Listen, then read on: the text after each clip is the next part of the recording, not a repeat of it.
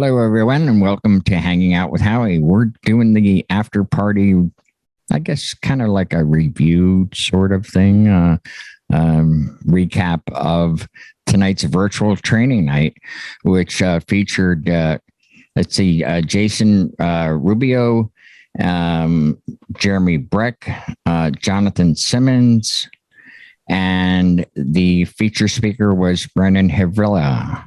So what did you think, John? I liked it. I got a little bit more out of it than I thought I was going to. I figured it was going to be strategy and theory, but a lot of these people really did take some major life-changing steps over the last year and a half. Right. Really went some interesting directions. I was really surprised with some of the stories. I was too. I got more than I thought. I thought it was just going to be that term they were using back during lockdown with we got to pivot. But these were actual things that they put into practice. And I got to say, one of the more interesting ones was, Jonathan, when he mentioned at the very end where he was implementing as much as he could. And then, hey, I have trucks. Well, let's put them to work. And so it started a trucking thing. Anything that he was spending money on, he found a way to flip it and have it make money for him. He found a way to make it serve him instead of it just being an expense. Yeah. And pretty creative. I got it. Yeah. Now the very first guy, Jason, mentioned about, hiring extra people. And then he had the list of pros and cons. And, that was very interesting. That,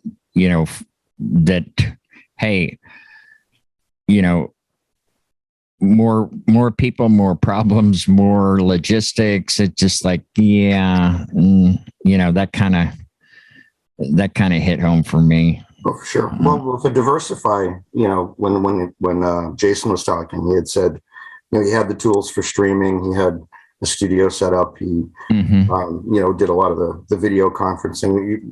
We reinvented ourselves a lot during the time down. I mean, I figured most would be using the time to, change their advertising strategies, look at their equipment, tighten everything up. Well, after the first 6 months, then we needed something else to do. Because it just kept going. So for him specifically, just saying, taking what he has and finding another way to repurpose a lot of things. That was one of the notes I took on his was that to be creative. Yeah, I enjoyed too that Jeremy Breck, he had, just reached out to the businesses to do block parties and things like that to generate income. And then, the featured speaker, Brandon, we knew him, from he was still in high school when he was hanging around. And then, for him to do the things that he's been doing, he was like, okay, all the events canceled and, okay, instead of making, DJ furniture and this and they had the plexiglass. And it's like, okay, let's make sneeze guards. That's brilliant. They needed them at the time. And so he was able to generate some income. How about you, Bill? What do you have anything on tonight's show? I saw you in the, Yeah, unfortunately, in the middle of Jeremy's, my internet died. So you country boys have it tough. Yeah, I know.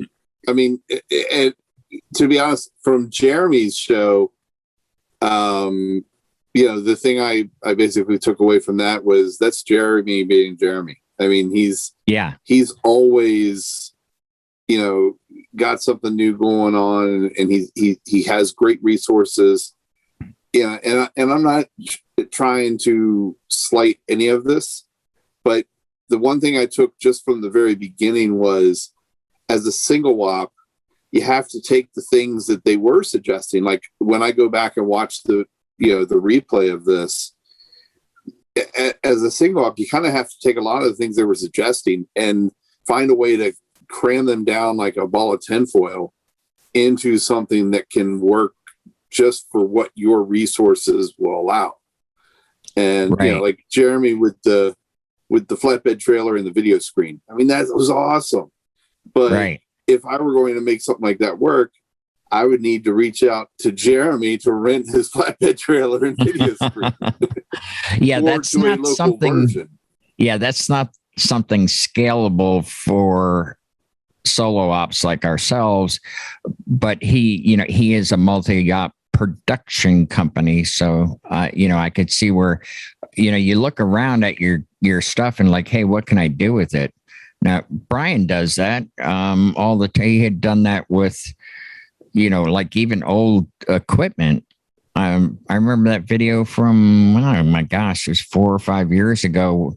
You had that old, it was like a 5 lens type old ADJ fixture, and it's supposed to be hung from a truss, and he put it on the wall and leaned it up, and it was like, oh my gosh, that looks really cool. Like you just look at this stuff, right? So I know you were busy. You missed the show tonight, Brian, but yeah, I tried going. Yeah, it was diversifying your DJ business. You're already diversified. Besides the DJing. So yeah, well, a bit. I mean, just doing what I can to keep busy and to maybe engage others. Mm-hmm. But was it more about was it? I'm sorry because I missed it. Was it diversifying your DJ business, or was it? Yes, diversifying your DJ business tips and lessons. Uh-huh. And these actually, it was not a bad show because it wasn't like, here's what you could do. It was things that they actually did during the lockdown. Oh, so it was ideas during the lockdown for diversifying your DJ business. Right. And now they're actually putting them into keeping play. That on. It's like, hey, wow, this is success. Now things are open. Let's keep doing it. Sorry for being late to the party, by the way. Hey, it's you're fashionably late because you have that je ne sais quoi. Je ne sais quoi. Yes. Yes. I don't know that I did anything particularly for myself to really diversify the DJ business during lockdown. I was just trying to engage everybody who was losing their minds. That's why we were here in the chill room. It was something to do. Yeah. A place to go and share ideas and get ideas. And I know a lot of times we'll have conversations in here and I'll hear Bill mention something and I'll be like, it's just not for me, But then I'll think on it for a week or so. And I think Bill said, maybe there's something to that. Maybe I was a little quick to judge. Maybe I ought to rethink this. And, I put some of those practices into play. Sometimes immediately it doesn't click as something that sounds like something I want to do or something that sounds like something would work for me, but you put more thought into it, maybe. Yeah. And I feel you on that. I really do, because we're different like that. Some people are very stubborn where it's like, I'll listen. And you know what? It's okay to change your mind, change your opinion on something. It's okay. It's not always sold right away. Yeah. Sometimes it takes time, but yeah, it's like the shoe game stuff I'm doing. I mean, I'm thinking I don't want to do this, but the more I think about it, the more I'm thinking, hey, this would be a really good way to do it. And maybe this is the purpose of it. And maybe it has more value than I thought it did. Not that I am sold on suggesting this to my clients. I haven't gone that far, but I'm seeing more value in it, and I'm understanding it more. I've got a better understanding of what it's about than I did, I guess, before the weekend. Yeah. So, yeah. I don't know. So my thing for, to staying on the topic for the evening about, I believe I've been very diverse, in my entertainment business, with teaching people DMX. Yes. Or even I've done lighting for DJs that don't have a rig, and they booked a real high-end thing and said, hey, look, I'm going to hire you as a light tech. I'm like, okay, fine. So, I weathered the storm okay with it. And, Sure. And I think the positive, message was that it's not too late to start something else, so you don't have all your eggs in one basket all the time. Right. We're a little older. I mean, Whoopig's in his 30s. Brandon's he's 22, and he's already got a manufacturing plant and owns full-size golf courses. Yeah. That's a lot it's a lot on your plate for only being a couple of years out of college. Right. But for the rest of us to be able to teach, to use the time to have something else going on and just waiting for the phone to ring for a gig. You got to keep yourself busy. Now, one of the big takeaways that I got from that show was that, hey, find a niche that you're really good at, and we all have that, and capitalize on that, and be the specialist in that sort of thing. And when you build that better mousetrap, so to speak, they'll come to you. I'm finding that with the DMX tutoring. Brian has his thing that people just come to him. So anybody else have any takeaways from the show tonight before we put a fork in it? I'm going to add, kind of like you're saying, things that had already been in place. Even for a few years, I've been doing, the occasional AV job instead of a DJ job, or I find a way to turn a DJ job into a DJ/AV job. In the case of an event I just did on Thursday, it was the reverse. It started out as an AV job, but I said, hey, you're taking an hour and a half lunch break and you're doing an hour and a half networking cocktail hour at the end of the event when we play background music for it. Oh my gosh, yeah. Now I'm doing that same association's holiday party. So, that's great. But it is kind of finding a way to take the tools you already have, like Brian, like you said about Brian taking that light and finding a way to repurpose it. We have tools. It's just sometimes we have to find a new way or method of using them. The balloon festival I did, that kind of also came from just somebody saying, hey, would you be able to do music at one of these?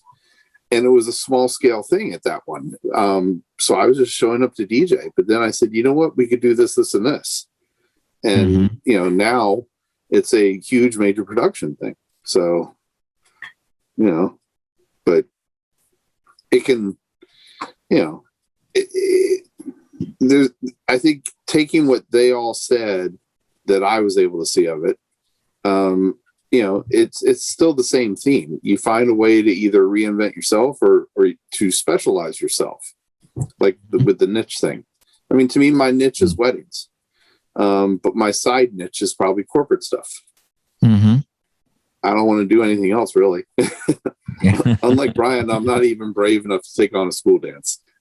Yeah, well, we'll see how that goes. Yeah, we'll see. We're eagerly awaiting the video. Oh, yeah, me too. Well, hey, guys, thank you so much. Everybody, we hope you enjoyed the evening. Sorry, I'm late. Didn't study for the test, but I came. He still gets a participation sticker. Did it E for effort? Yeah. Yeah. We'll see you folks next week. Bye-bye.